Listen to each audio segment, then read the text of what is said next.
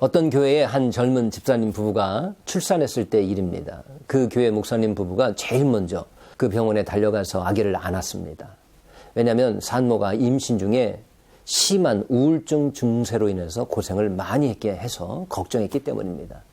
그런데 순산했다는 소식을 듣고 홀가분한 마음으로 병원에 그 목사님 부부가 달려가서 간호사가 데려온 아기를 첫 대면했는데 이게 웬일입니까? 예쁜 아기의 양 미간이 찡그러져 있다는 것입니다. 엄마의 모든 걱정을 다 이어받고 나온 것입니다. 태중의 이 어머니의 비밀, 이 어머니에 관한 태중의 비밀에 대해서 전혀 모르는 사람들은 아마 이렇게 얘기할 것입니다. 이 아기는 원래부터 조용하고 말이 없었습니다. 또 그 아이가 좀 크면 이렇게 말할 것입니다. 얘는 애늙은이 같아서 모든 세상 걱정을 자기가 다 하고 다니는 그런 성격으로 원래부터 태어났어요.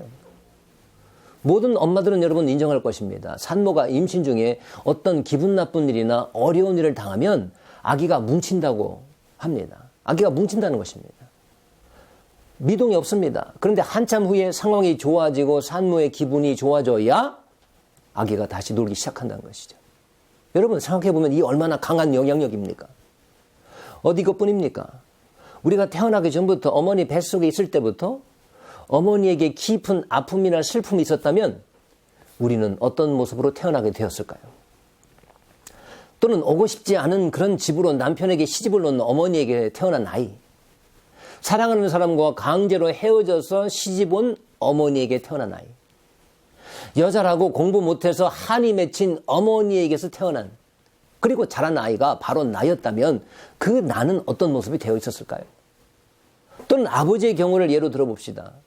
부모님으로부터 천대받으며 구박받으면서 자란 아버지나 공부하지 못한 열등감에 눌려 자란 아버지, 가난에 아주 지독한 한이 맺혀있는 그 아버지, 늘 뭐든 잘하는 동생과 비교되면서 부모로부터 동생처럼만 해봐 이 녀석아 라는 말을 귀담아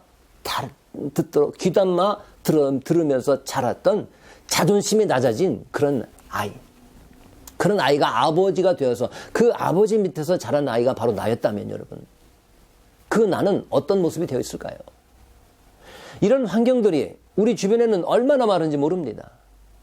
또는 부모님 사이에 대화도 없고 사랑이 전혀 없는 가정에서 나서 자란 아이들은 어떤 식으로 성격이 형성되어 있을까요? 또는 경제적으로 무능력한 아버지 때문에 부부의 역할이 심하게 바뀐 부모 밑에서 자란 아들 또는 딸, 시어머니로부터 심각할 정도로 시집살이를 하며 속으로 분노를 삭히며 늘 우울해하며 임신했던 어머니에게서 태어난 딸은 또 어떨까요?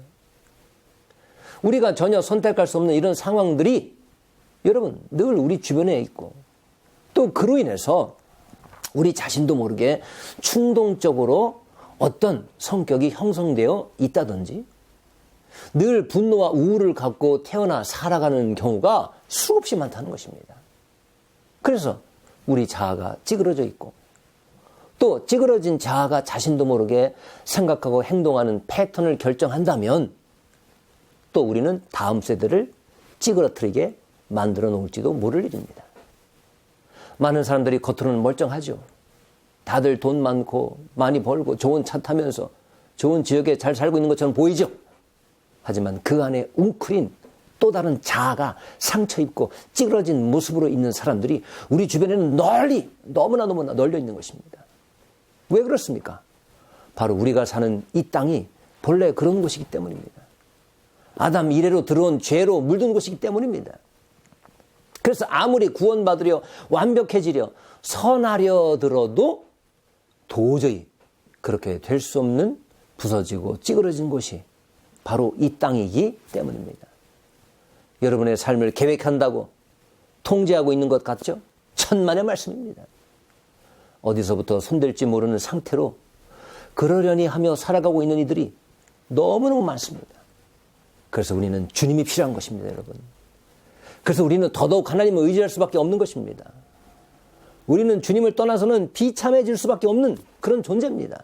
여러분 착각하지 마십시오. 대단하다고 생각하지 마십시오. 요한복음 15장 5절에서는 우리가 주를 떠나서는 아무것도 할 수 없다고 말합니다. 그렇습니다. 정말 주를 떠나서는 비참해질 뿐이요. 아무것도 할 수 없습니다. 우리에게는 무엇보다 주님이 필요한 것입니다. 주님을 모시고 살아갈 수 있는, 꼭 붙잡고 살아갈 수 있는 여러분 되시기를 주님의 이름으로 축원합니다.